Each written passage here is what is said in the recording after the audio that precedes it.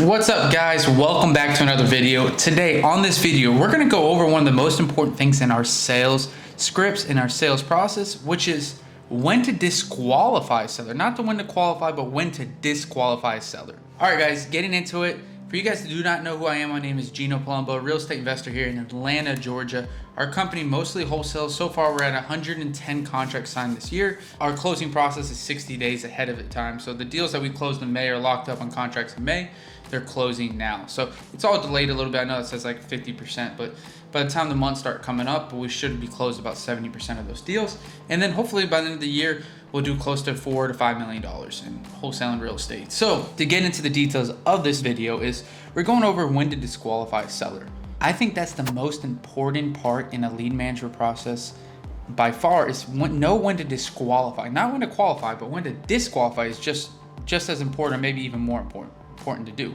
So in order to talk about this, we need to also know that in our company, our sales process, we have lead managers and we have acquisition managers, or we also call them home buying specialists. But a lead manager's job is to go through all of our leads. Once they get pushed to our CRM from texting, cold calling, all our marketing sources, they get pushed to our CRM, customer relationship manager. And in there, that's when the lead manager at the first touch, right? Even though it got pushed into there, they don't go straight to getting an offer from our acquisition manager. The lead manager needs to warm up the lead, qualify the lead, see if this is going to be a lead that's even worth the acquisition manager's time. That's all they're doing. Their job is to talk to as many people as possible that want to sell their house. And they need to disqualify and get the acquisition managers or home buying specialists as many appointments as possible, right? And how do they do that? Searching for the motivation of the seller. That's our most important thing. But what goes into play here is, like I said, they need to talk to as many people as possible. So they can't just be talking to a seller for 30 minutes who doesn't want to sell their property. We have a strict protocol for our lead managers. If they're on the phone with the seller for more than 4.5 minutes, it needs to be an appointment. There should be no reason you're on the phone with someone more than 4.5 minutes that doesn't turn into an appointment. Because what you see and what you probably have already witnessed for yourself is like, it feels pretty good to, stay on the phone with someone that actually wants to talk to you. Right? We're so used to every day, and even though we're not cold calling, we're talking to leads, like we're used to every day those lead managers, like someone that says, I don't really want to sell. I don't really need to sell. If you give me the highest price, and they just get us off the phone. But when we get that one seller that says, well, I want market value, but Gina, thanks for talking about my family. I love my family. Thanks for talking about we have the favorite sports team together. Like, you'll be on the phone with someone for 20 minutes because they're telling you their life story, but it's not a deal or appointment as a lead manager. And we can't have that happen. We need to disqualify, get them off the phone. We need to know right in the beginning when the seller says, just give me the highest property or highest price possible. I'm only selling because you called. They aren't going to sell to someone like us. And so we need to get off the phone with them and get on the phone with someone else. So as a lead manager, when I tell them to start disqualifying this right away, look, we're going to start setting expectation with the seller. We have our script, like, hey, I'm going to ask you a couple questions, all this. But if they start telling us at any point in the script, like, just make me an offer. And we're going to skip all our all of our other processes in our script, all the other sales process, asking about condition, roadblocks, timeline, all that stuff. We'll skip that and go straight into motivation, because that's the lead manager's job, is to find people that are motivated to sell their house. And so if a seller at all gives us cues at any point in the script that they're not going to be a fit, right? You call them up, they're like, Gino, just make me an offer. Just make me an offer. Well, I got to ask you some questions. I don't care about your questions, Gino. Just make me an offer. Well, then my next thing as a lead manager, what I teach our guys to do, and again, that's like 40 seconds in the call, is, okay, well, I can get you an offer, but first I need to see if we're a fit. What even had you thinking of selling? And if they say anything like, oh, I don't need to sell, it's because you called, you texted me, or you called me, I don't need to sell, I don't want to sell, I don't have to sell, I'm going to say, hey, look, we're just not going to be a fit for you. Right? I might bring up price in some case, and if they're asking, hey, I see other investors are buying properties, and I'll anchor them. Again, I see other investors, or blaming other investors buying properties, like 60-70% of Zillow.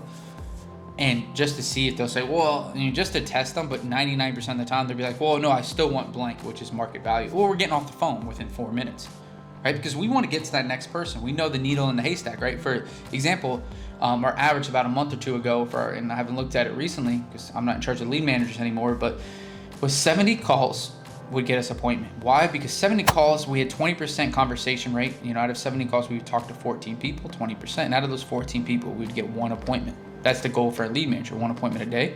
And so with that one appointment, they need to talk to 14 people. And if this guy's not a fit at all, move on. We want to talk to the next 13 people so we can get that appointment. So very important. It's different than acquisition management, right? And that's what I'm getting to is when you disqualify a seller and lead manager, you can do it right away. I want to do it quick. I want to do it rapid. I want to go into always ask motivation before I tell them I'm not a fit. But as soon as I see that motivation isn't there, I'm going on to the next person. Now for AMs, I had this talk of our AMs recently, is because they got to the point where now they have an appointment set, and that's when our home buying specialists, our AMs, acquisition managers, are touching these leads. We don't want to disqualify as fast, right? Because they've already been qualified to come to us, right? They've already qualified to be appointment. So we don't want to disqualify as fast. Now what we do is, we push them away after we give them our price. And that's what I'm getting to, is they might not seem that motivated, because sometimes they are or not. They might just have a discounted price in the beginning when we're talking to them. But what we're going to do is we're going to ask them as many motivation questions as possible. If they don't give it to us, that's fine. We're still going to give them our price, right? Because there's a reason they got pushed to an appointment, whatever it is. And most likely, if it has no motivation, there's a price discounted. And so we give them that offer, right?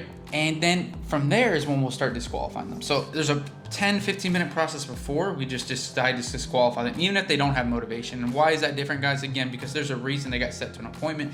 Usually 90% of our appointments, the motivation's the reason they push it, right? This person really has a reason they want to sell.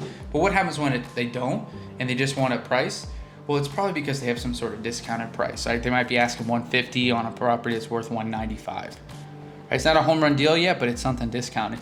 And then we'll disqualify. We'll say, hey, the property qualified for $145. Oh, that's not a fit?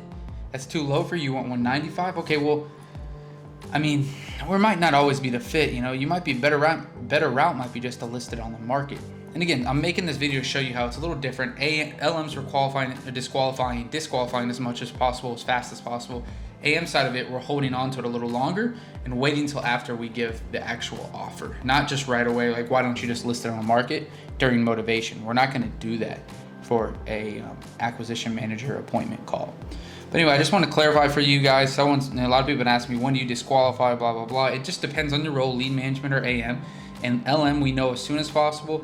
AM, we don't do it as fast because that lead, there's a reason it's got pushed an appointment. And LM believe that it should be an appointment for a reason.